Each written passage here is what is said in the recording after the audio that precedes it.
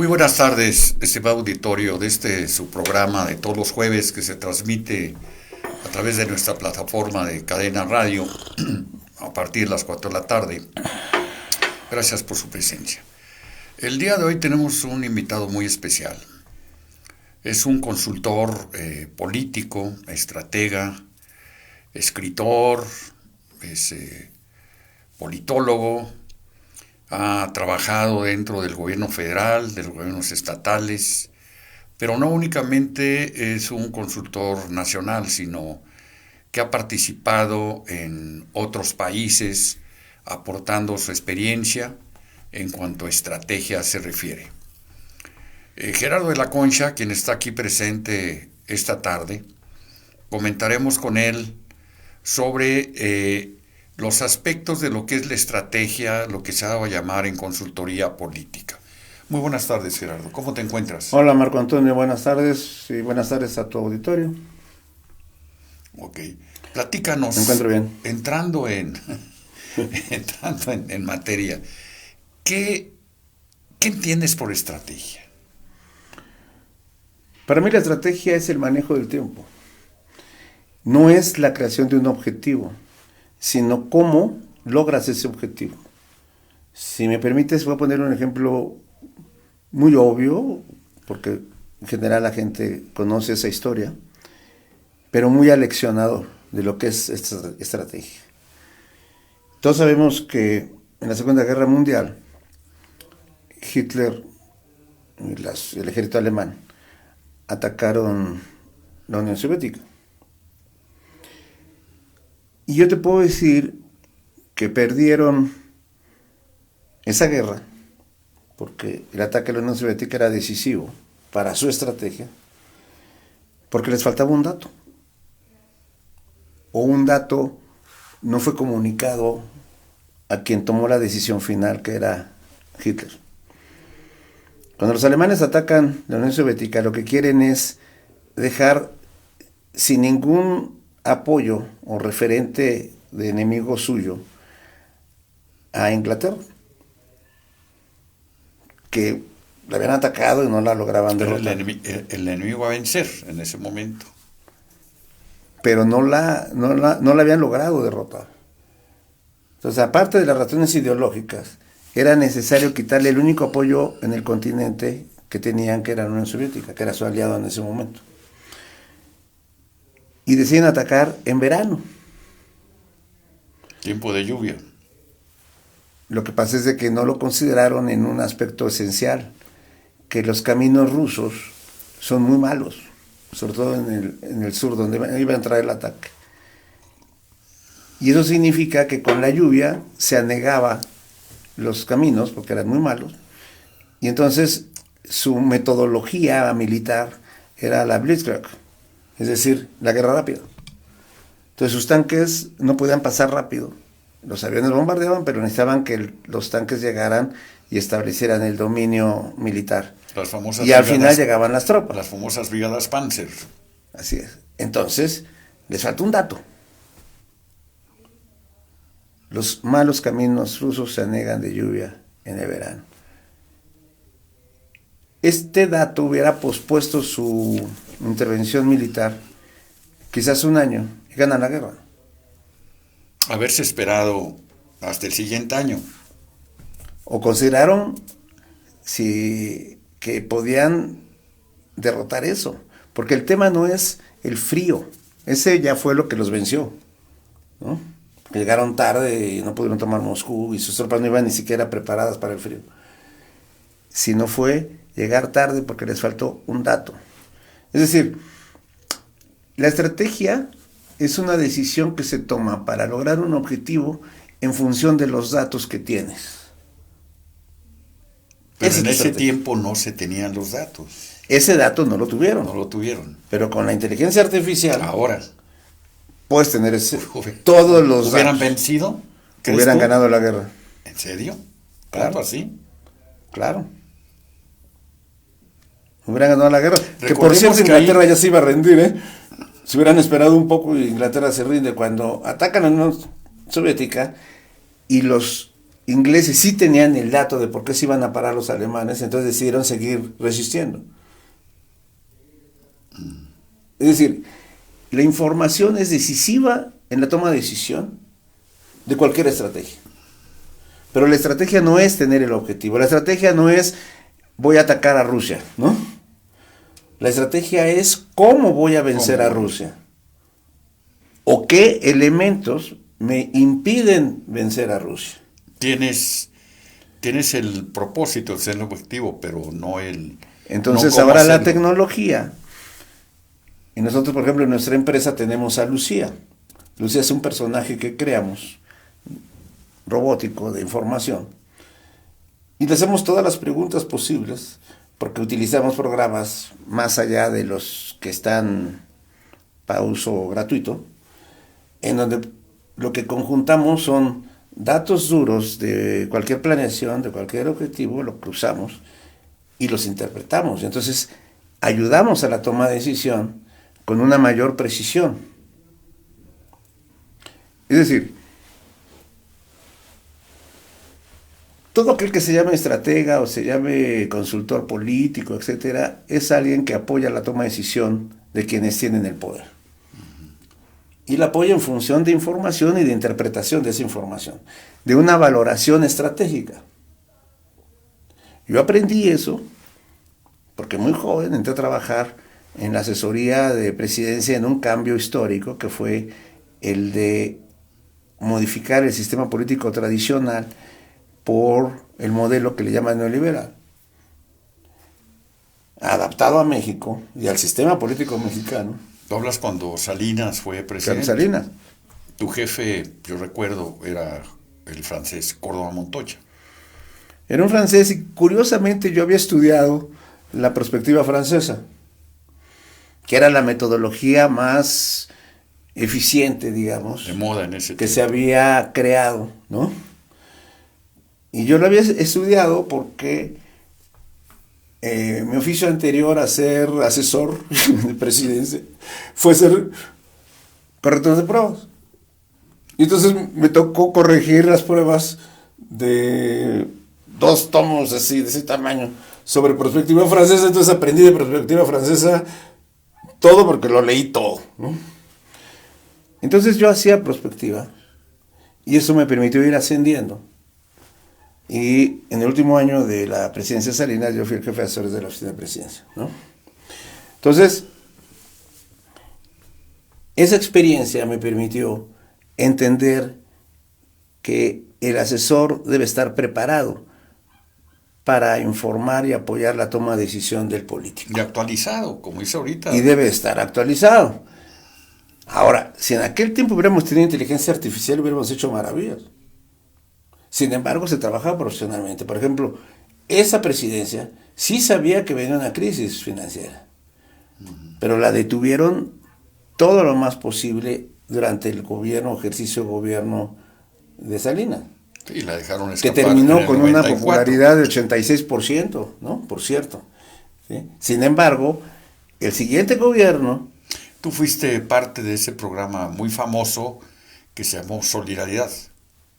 Bueno, Que para se empezar, instituyó en Chalco. yo les sugerí el nombre, ¿no? Muy francés. No, En ese miento, tiempo, era- por cierto, no querían que se llamara así. porque venía de Polonia. No querían los otros asesores Ajá. que se llamara así, ¿no? Porque yo propuse Venía de- solidaridad, porque venía de La Espaleza. era un programa social. Ahora le llamamos programas sociales a programas que no son sociales. Por ejemplo, la pensión universal no es un programa social. Es una medida económica. Fíjate lo que te voy a decir. Es una medida económica. El pago de la pensión universal es sugerido no por un socialista, es sugerido por Milton Friedman, un neoliberal. ¿Por qué lo sugiere Milton Friedman? Porque le permite hacer consumo a segmentos de la población que no tienen capacidad de consumo, porque son pobres, pero también a unos que no son pobres, como los viejos. Cuando lo haces universal, permites que todo ese dinero se canalice al consumo. Que es la clientela de la 4T. Y ese consumo va a elevar los impuestos porque ese consumo genera impuestos. Claro. Entonces el gobierno lo recupera. Pero además le permite venderlo como una prestación de un programa social. Solidaridad sí era un programa social porque era comunitario. No, me acuerdo que empezó en Chalco, con luz, con pavimentación, con Pero agua además potable. las comunidades intervenían en la toma de decisión. Entonces era un programa social. Sí, recuerdo. Podríamos decir incluso que era un programa socialista, ¿no? Sí, O sea, porque las comunidades Su concepción. intervenían. Por eso yo propuse que se llamara Solidaridad. de ahí surgió el Y municipio entonces Solidaridad. los otros asesores decían, no, ¿cómo? Solidaridad es Solidarność, o sea, el movimiento católico de Vélez Juárez en Polonia. Finalmente el presidente electo, el presidente Salinas, dijo, me gusta el nombre Solidaridad, se llamó Solidaridad. Y bueno, los burócratas de todos modos hicieron su trabajo, ¿no? Programa Nacional de Solidaridad Pronasol. Cierto. Sin embargo, se siguió llamando Los Solidaridad. Rojas, ¿te acuerdas? Los hermanos Rojas. Ahora, ese fue un político de primer orden, ¿no? Ese primer programa social en este país en el no roban, porque las comunidades controlaban el dinero. Entonces, la estrategia es fundamental para la toma de decisión. En ese tiempo, ahorita, pensando en estos programas sociales, en ese tiempo de solidaridad había comités de vigilancia sobre los recursos, la aplicación de los recursos. Sí. No hubo nunca un escándalo de corrupción. Nunca hubo un escándalo de corrupción en Solidaridad porque las comunidades intervenían. Porque era para ellos. En el control de las finanzas, ¿no? Y era un programa social porque entonces decidían qué proyecto se hacía. Si, por ejemplo, decidían que el proyecto que se debía de hacer era mejorar la plaza de la iglesia y reparar la iglesia. Que ellos mismos lo eligían. Y así se hacía. Entonces, los controles sí fueron muy claros porque había habido un estudio en donde Salinas, el presidente Salinas, cuando había sido secretario de Programación, estudió una inversión social hecha por el gobierno.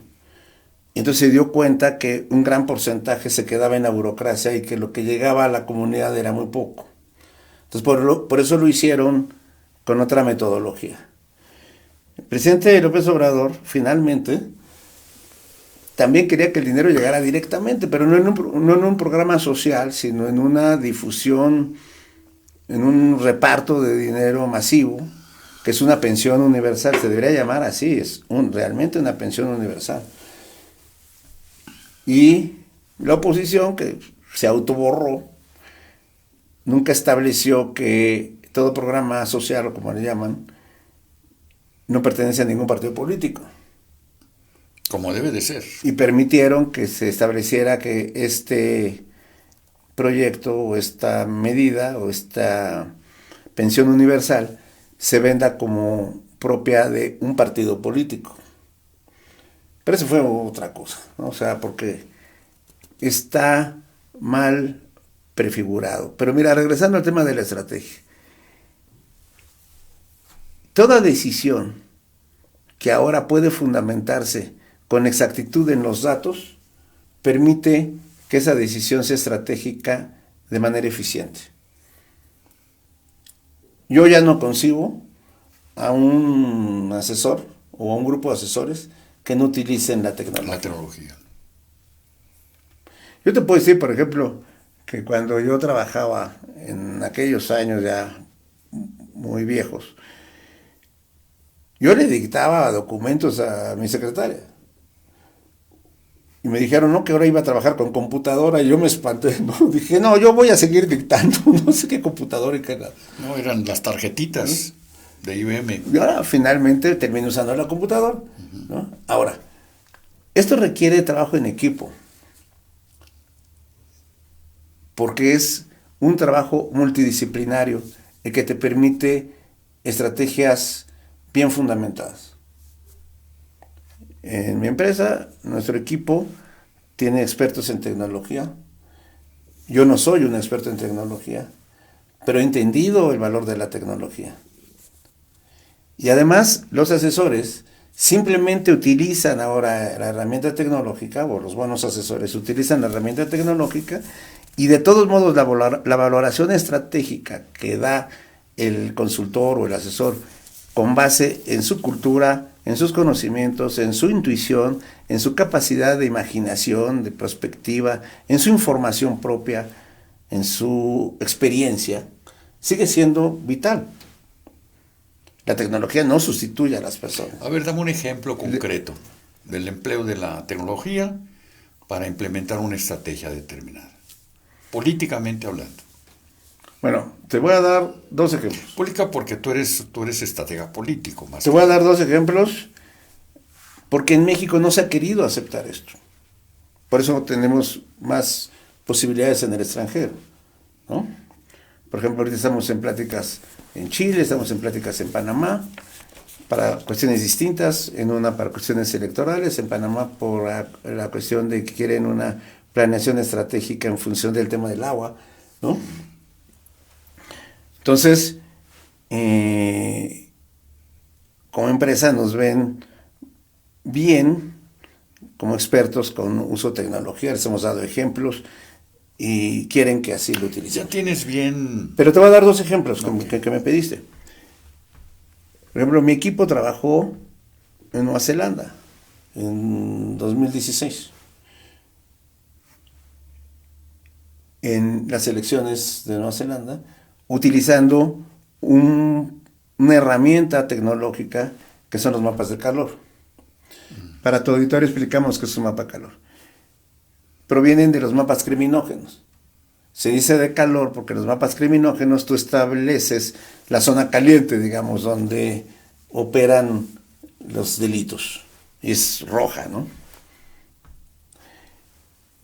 En los mapas de calor vas estableciendo zonas tendenciales a nivel de pensamiento, sentimientos, opiniones, etc. Son mapas que te van permitiendo desarrollar una estrategia segmentada, porque la realidad es compleja y segmentada. Tú puedes tener una línea central, pero la tienes que desglosar en función de realidades locales, porque eso permite una comunicación entre en este caso, candidato y sus electores o potenciales electores. Entonces, en 2016 existía alguien que este equipo le puso Jacinta para reconocerla, para Erdern. Era el cliente. Una muy joven candidata que ni siquiera figuraba entre las cuatro primeras, entre los cuatro primeros candidatos. Ni siquiera figuraba entre los cuatro competidores más importantes. Y a través de los mapas de calor, mediante ellos, se fue estableciendo por zonas la verdadera tendencia de opinión y cuál era la manera en que se podía conectar lo que en México nosotros, desde hace muchos años, le pusimos en inglés priming effect, ¿no? O sea, el efecto prioritario, que es la conexión entre las cualidades que hay de un personaje y la agenda mental de la gente, o las prioridades de la agenda mental de la gente. Nada más que esa metodología en gran parte era intuitiva. Con la tecnología esta se vuelve totalmente sustentada.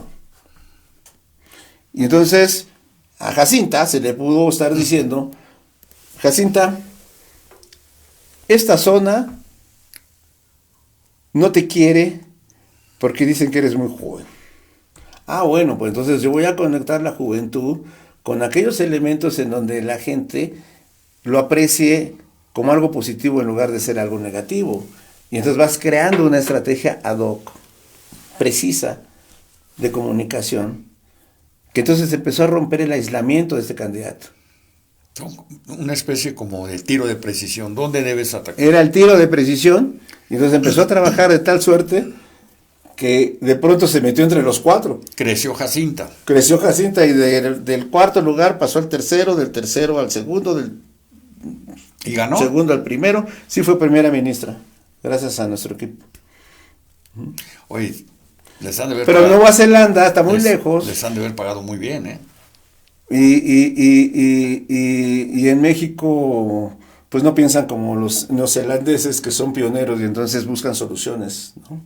En México tendemos a ser muy conformistas y a creer que las cosas son eternas. Eso le pasó a los partidos neoliberales, ¿no?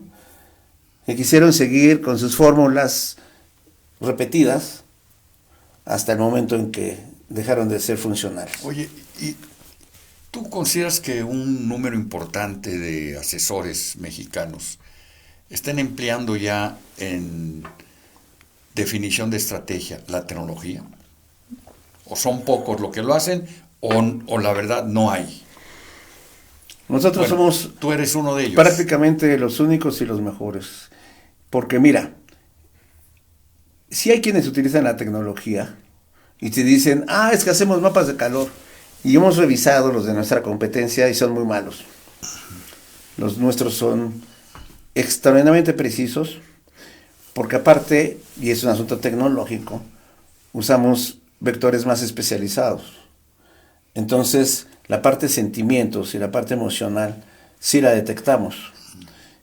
No es nada más lo que opinan, sino lo que sienten y lo podemos interpretar en función de eso y entonces eso nos da información más compleja. Eso lo aplicaron con Jacinta. Eso se aplicó con Jacinta, el sentimiento de la juventud, cómo operaba, ¿no? Pero el premio NEFET, que nosotros proponemos desde hace muchos años, ¿no? Simplemente ahora contamos con una herramienta tecnológica que es absolutamente eficiente. La inteligencia artificial. Sí. Como los hombres somos mejores, nos equivocamos, pero las máquinas que son peores no se equivocan nunca, salvo que estén descompuestos. Es decir, los programas son de una gran eficiencia. Para nosotros, todo lo que le hemos preguntado a Lucía hasta ahora ha resultado real. Por ejemplo, mi intuición me decía que venía la tormenta perfecta en la cuestión económica. ¿Ahora estás hablando? Estoy hablando en el inicio de este gobierno. Ok. Cuando se lo preguntamos a Jacinta, nos dio la razón, a Lucía, nos dio los elementos para decirnos que no era así. No hubo tal. Pero nos lo dijo con precisión, ¿no? ¿Qué les Pero dijo? también nos dice hacia dónde viene la descomposición ahora. Ok. Ahora que yo parece que se conjuró la tormenta, ahora sí viene la tormenta, ¿no? Y entonces Lucía va cambiando. Ante las medidas de impuestas. También el algoritmo va incorporando otros elementos, ¿no? Y Lucía, ¿Les que anticipó, la vimos ¿les anticipó lo del incremento de los aranceles? la vimos tan serena, ahora está preocupada, ¿no? Los que no se preocupan son nuestros decisores políticos, ¿no? Sí, ¿no? Ahora sí podemos decir que Lucía está preocupada, ¿no? ¿Sí? Que por cierto tenemos varios personajes con los que interactuamos, ¿no? Yo creo que van de decir que nuestra oficina, nuestra empresa estamos puros locos, pero nos están dando buena información. Yo tengo un dato que lo saqué de una revista, ahorita que hablas de preocupación en el tema económico, en donde un grupo de especialistas, sobre todo economistas, mencionan que esto de la famosa deportación masiva, que nos podría afectar por el tema económico, de dónde va a sacar dinero, pon tú ya no tanto el albergue para comer, para ubicarlos. El Consejo Coordinador Empresarial habla de 35,000 empleos, pero yo quisiera que nos dijeran quiénes son las empresas, aparte de Oxxo, aparte de FEMSA, que tienen esos 35,000 empleos. Está difícil, pero el comentario es el siguiente: estos expertos comentan que se invertirían alrededor de 888,000 millones de dólares. Y además, lo que generaría esto en la actividad económica de Estados Unidos, que puede entrar en una recesión. Hablando de preocupación, yo creo que lo que tú dices, si tienes datos certeros, sin usar la tecnología, aquí únicamente lo que tienes disponible, si tienes esos datos, bueno, pues deberías de ver cómo actuar, qué medidas tomar, qué decisiones tomar para que no llegues a tener tú un colapso en tu economía. Te hablo de un tema nada más. Mira, yo sí creo en la tecnología en ese punto. Ah, no, desde luego. Por ejemplo, nosotros manejamos modelos predictivos y los modelos predictivos tienen una ventaja acerca de la información que manejan los que planifican o asesoran sobre futuros, ¿no? Y es que en la asesoría, sin la utilización de la tecnología, requerías mucho de la intuición, ¿sí? Por ejemplo, yo como asesor entiendo mucho del tema de la intuición. Intuyas en base a tus escenarios que tú mismo te los trazabas. La perspectiva francesa me enseñó a manejar escenarios, ¿no? Pero además yo soy una persona intuitiva, ¿no? Y yo me basaba en mi intuición. Por ejemplo, en la crisis de 2008, perdieron todos los planificadores financieros. Y ganó un pequeño grupo por la intuición de uno, que surgió su idea de que venía una crisis económica, nada más viendo un programa de televisión. Estaba desayunando y entonces entrevistan a una muchacha prostituta en un programa matutino. Y entonces ella dice, me acabo de comprar mi casa. ¿Con lo que ganas en este oficio? No, me prestó el banco. Él estaba haciendo ejercicio, vio a la muchacha todo, llamó a su inversor y le dice, apuesta en contra, sácame dinero de todas las inversiones y apuesta en contra. ¿Por qué? Dice, te voy a explicar, acabo de ver una muchacha que le está prestando el banco, pero es prostituta, no tiene una secuencia de ingreso ordenado. Lo mismo puede tener clientes, puede no tener clientes, ¿no? Se puede enfermar, es de demasiado riesgo. Y el banco le está prestando, me compré una casa, no la va a poder pagar. Y si esto es lo que está haciendo el banco con esa muchacha, intuitivamente él pensó que se anticipó a la crisis. Se anticipó a la crisis. Sí, saca mi dinero, porque lo va a emplear el banco para prestar. ¿Cuánta gente perdió? Gente que no tiene capacidad económica para poder. ¿Cuánta gente perdió por especulación bancaria? Por la intuición, y en cambio, ¿cuántos? Fueron muy pocos los que ganaron por la intuición de este asesor, llamemos. Bueno, yo intuía cosas también así, porque veía algo y conectaba, ¿no? La herramienta tecnológica ahora me permite que ya ni siquiera mi intuición se fortalece, digamos, ¿no? Y eso para toma de decisión estratégica es vital. Por ejemplo, mi intuición me decía que por razones geopolíticas era completamente indebido tener preferencia por China. Tú me conociste hace años y yo tenía ese discurso. Esto fue, si no mal recuerdo, lo comentamos tú y yo, en ese tiempo eras asesor del presidente Enrique Peña. Yo les recomendé a mis clientes que no se fueran por el lado de China, que parecía que era la moda. Que lo pidió ahorita Slim. Slim se lo pidió. Pero fíjate la intuición cómo funciona. Y cómo ahora con la tecnología esa intuición se fundamenta. Mi intuición me dijo, a ver, geopolíticamente nosotros no estamos en el espacio de China. ¿Quiénes están apoyando a China para que tenga este papel preponderante? Los financieros, o sea, los especuladores. Goldman Sachs. Los globalizadores. Los globalizadores. Por eso los antiglobalizadores de ahora detestan el tema chino, porque es el tema de la globalización. Les quitaron sus empleos. En el caso de Estados Unidos.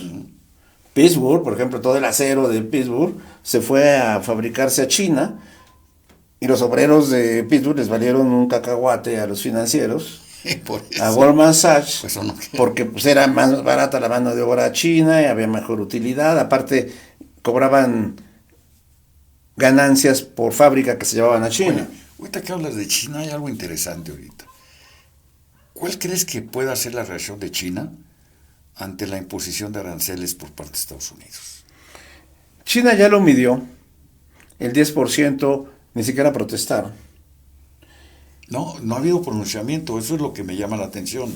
Porque China es como algo que es como un virus, es silencioso. Sin embargo, el conflicto es ahora contra los globalizadores. Es un conflicto no nada más económico y financiero, es cultural. Porque los globalizadores... Yo diría cultural, pero un conflicto geopolítico. Los globalizadores, como por ejemplo Soros, ¿no? Rothschild, rompen Los grandes financieros. los límites de la cultura. En el caso de los Rothschild, que están asociados a Soros. ¿Rothschild o Rothschild? Cuando Soros habla de fronteras abiertas, él habla de sociedad abierta, habla de fronteras abiertas, de desaparecer las fronteras, pero también las fronteras entre hombre y mujer, por ejemplo, ¿no? A nivel cultural se crean la idea de que si un hombre se cree mujer, ya es mujer y es el trans, ¿no? Y entonces modifican el lenguaje. Modificar el lenguaje es absolutamente un crimen. Algo hay de la película Emilia Pérez. Es un crimen cultural. El lenguaje es la expresión del espíritu de un pueblo. Tú piensas en inglés, piensas en español, piensas en ruso, piensas en chino, piensas en hindú. Es decir, el lenguaje es una estructura del pensamiento que está conectado con el alma de los pueblos. El lenguaje es el alma de los pueblos, es la expresión de los pueblos. Modificar el lenguaje artificialmente es un crimen. No, porque es parte de tu identidad, la identidad de los pueblos. Entonces, lo que están haciendo es que no haya identidades, que no haya fronteras y crear un caos. Entonces, el capitalismo que se opone a esta globalización y a esta destrucción de la cultura y de los valores de la cultura humana es el capital manufacturero y tecnológico. Trump es un mercantilista. Quiere regresar 100%. al sistema anterior porque era un mundo más ordenado, ¿no? Pero volvamos al tema de la intuición. Yo intuí que geopolíticamente y desde el punto de vista de los valores y del desarrollo económico y político era un error darle preponderancia a China. Además, China no entraba entre los valores que en Occidente se han creado para manejar la idea de la libertad, de la democracia y demás. Además, había datos duros. China nos estaba enviando mercancía realizada en campos de trabajo, el sistema Laogai. No, en los barcos. Por eso era tan barata, ¿no? En los barcos no pagabas luz, no pagabas impuestos. Entonces, yo tenía su intuición. Bueno, le preguntamos a Lucía, ¿no? Recientemente, el tema China. Nos hizo una lista de elementos negativos por los cuales no había que asociarse a China. Es más, desde el punto de vista yo creo que del cruce con ciertos algoritmos, nos dijo, si quieres destruir a tu país, asóciate a China. Entonces, ¿por qué un hombre con tanto dinero, capitalista como Slim, no me queda la menor duda y justifico el ala dura de Morena, de la 4T, que son los radicales, son los aparentemente comunistas, que hayan optado por ese camino, que lo hayan sugerido? Pero no entiendo por qué un capitalista como Slim haya sugerido acercarse a China. Porque Slim pertenece al capitalismo de compadres. Y en el capitalismo de compadres no compite. Y el capitalismo manufacturero y el capitalismo mercantilista y el capitalismo tecnológico es un capitalismo de competencia. Sí, de ahí Elliot Musk, ya ves que... Entonces es un mundo que no lo entró la comprende competencia. Slim. Slim no comprende ese mundo. No es Elon Musk. El hombre más rico del mundo es porque es inventivo y es creativo. Porque ha creado tecnologías y porque invierte en tecnologías y porque está rodeado de gente que imagina futuros, ¿no? Slim está rodeado de gente que maneja relaciones públicas para que le den contratos. Bueno, es una realidad. Oye, te manda saludar a Águila Mayor. Siempre ve nuestros programas, le mandamos un abrazo aquí a Águila Saludos, Mayor. Águila Mayor. Y mi hermana, que le interesan mucho estos temas, Marisa, que aquí también le enviamos un saludo a Marisa. Y María Juliana nos manda felicitaciones, dice, muy buen programa a ambos, muy interesante. Gracias. De ahí estas preguntas que te estoy haciendo porque muchos desconocen cuál es el fondo de esto, ¿no? Por ejemplo, esta decisión que se adoptó, que para continuar con el tema de asesoría, pero nada más déjame concluir con esto, qué bueno que la presidenta adoptó una decisión sin estar impregnada de una filosofía política. Fue muy abierta, muy liberal, podríamos decir, en estos momentos, y no aceptó irse por una línea radical, como le estaban sugiriendo. Que no ha habido una negociación como todo el mundo esperábamos.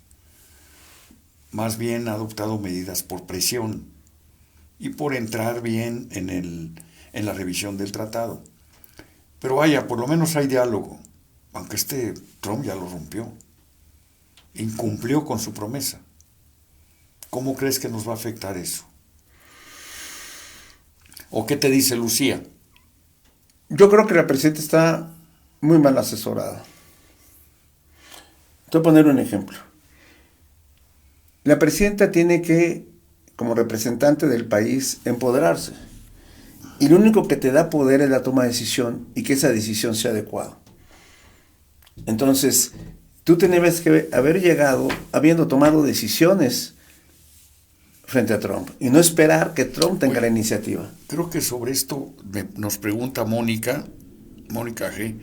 ¿No podría Gerardo ejemplificar algunos de los puntos de la lista que menciona, por favor? ¿Cómo?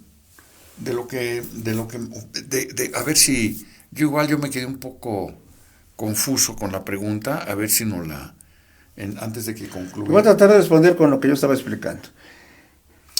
Pero la realidad siempre es una realidad compleja, ¿no? Entonces, a veces la intuición del asesor te ayuda, pero la tecnología te lo va a precisar sin equivocación. Entonces, ¿cuál es nuestra debilidad frente a Estados Unidos? Además del hecho de que 35% del país, de acuerdo a las cifras que ellos tienen del Pentágono, está en manos de criminales. La debilidad evidentemente está en nuestras fronteras. Perdón, sí habla de lo que ya mencionaste para no generar alianza con China, que sería muy, muy riesgoso, ya lo comentamos, ¿no? Podría llevarnos esto a una catástrofe para el país. No estamos pero a ver, antes de continuar, porque estamos a punto de concluir, tenemos 5 minutos. Yo no quisiera dejar pasar la oportunidad que estés aquí, para que enviaras un mensaje muy práctico. Por ejemplo, hablabas tú de los mapas de color. De calor. Mapas de calor. Dime, esta metodología que ustedes tienen, ¿podría servir para abatir o para saber dónde están los focos de inseguridad? Y vámonos a lo más pequeño. En los municipios, ¿qué mensaje darías tú? Aquí en el Estado de México quiero decirte que acaban de tomar posesión los presidentes municipales. Y un tema que esté en la agenda de ellos es la seguridad. ¿Qué puede recomendar a estos nuevos alcaldes? Para terminar la idea de las fronteras, la presidenta debe haber llegado con el tema resuelto de controlar la frontera sur. Ok. Ahora, Está que olvidado. ahí está pero totalmente descompuesto. Y es la entrada de nuestra casa. No es cuidar la casa del vecino, es la nuestra. coincido contigo. Ahora, los municipios. Yo creo que, en primer lugar, no puede haber un presidente municipal serio que no tenga tres cosas para controlar el tema de la seguridad. El primer tema, debe tener una sala de situación para manejo de crisis, en el que constantemente esté trabajando con sus asesores, ¿no? Y si es posible con el apoyo tecnológico para tener información precisa. Segundo, debe tener un mapa criminógeno y un mapa social de su municipio, hecho con la alta tecnología que significa este tipo de procesos, en donde tiene con exactitud, de acuerdo a repeticiones, etcétera, a intensidad de delitos, a debilidades, etcétera, ¿no? De tal suerte que con la sala de situación, con los mapas criminógenos y los mapas sociales, pueda empezar a tomar decisiones en beneficio de la población, en donde las decisiones sean tomadas en función de los intereses de la gente con base en información precisa. Por ejemplo, ¿cuántos espacios tengo en mi municipio en donde transitan mujeres y no hay luz? ¿No crees que esto lo tienen contemplado los diagnósticos de los ayuntamientos? El tema no son los diagnósticos, el tema es la dinámica de la información y la toma de decisión. Porque los diagnósticos, por desgracia en México se echa mucho rollo en los diagnósticos, ¿no? A mí no me interesan los diagnósticos, ¿no? A mí me interesan las soluciones. Entonces dame información para que mis soluciones sean prácticas. No me eches rollo con los diagnósticos. Eso que acabas de mencionar de qué lugares no hay luz, de mujeres, me vino a la mente nuestro amigo común, Federico Piña, que le enviamos un abrazo desde aquí, que fue el que instauró Sendero Seguro y Mochila Segura, ¿recuerdas? Federico Piña. Federico Piña. Ahorita lo están implementando en Toluca. Pero no es con Federico. La asesoría de Federico, porque Federico es un experto. Es un experto, pero Federico no. Yo hablé con él. Le digo, ¿y estás tú asesorando? Porque me llamó la atención. No, Marco. ¿Registraste el modelo ante el Instituto de la Propiedad Intelectual? No, no lo registré. Fíjate, con Federico Piña hace 15 años escribimos un texto criticando el programa de seguridad de Calderón. E intuitivamente ambos coincidimos y los pusimos en ese documento que se publicó en una revista de Sinaloa porque Aguilar Camino lo quiso publicar en su revista, que era favorable a la estrategia de guerra de Calderón. Hicimos una predicción terrible. ¿Cuál fue? Que la estrategia de Calderón iba a instaurar en el país la guerra permanente. ¿Cómo está ahorita? En eso estamos. Era intuición. Ahora, si yo se lo preguntara a Lucía, Tu robot. nos lo habría hecho y además nos hubiera hecho una ruta crítica de la guerra permanente a la que estamos llegando. Oye, y Porque se puede cruzar muchísima información bien procesada con esta metodología. ¿y si están haciendo uso de esta metodología que ustedes son pioneros, algunos municipios en el país? Ha habido pláticas con ellos, con algunos, pero terminan por no entenderlo. O sea, nosotros no los buscamos ya, los hacemos llegar con algunos. Por ejemplo, en el norte, en el sur, y en el Estado de México no lo hemos intentado, pero están muy ideologizados. Van a tener que desideologizarse. A nivel electoral, para empezar, los publicistas se van a ir al demonio.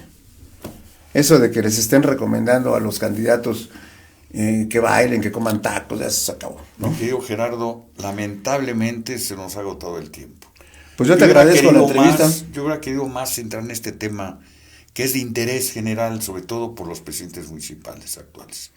Pero ya por oportunidad, si me permites, te vamos nuevamente a invitar, esta es tu casa, y hablar de algo muy específico. ¿Cómo aplicarías tú tu nueva metodología en algún ayuntamiento? Ponemos el ejemplo. Lo podemos hacer, ¿verdad? y explicar las virtudes, ventajas, posibilidades que abre usar la tecnología con apoyo experto. Yo te agradezco mucho, Gerardo, que te has trasladado del Distrito Federal. Sé que andas muy ocupado y que has venido hasta nuestra casa de Cadena Política. Yo te agradezco mucho tu entrevista y ojalá al público le haya sido interesante. Desde luego que sí. Hubo más preguntas que no tuvimos tiempo de contestar. Y muchas gracias, estimado auditorio, de este su punto de encuentro. Les agradecemos, como siempre, su presencia en este programa a través de nuestra plataforma Cadena Política. Buenas tardes.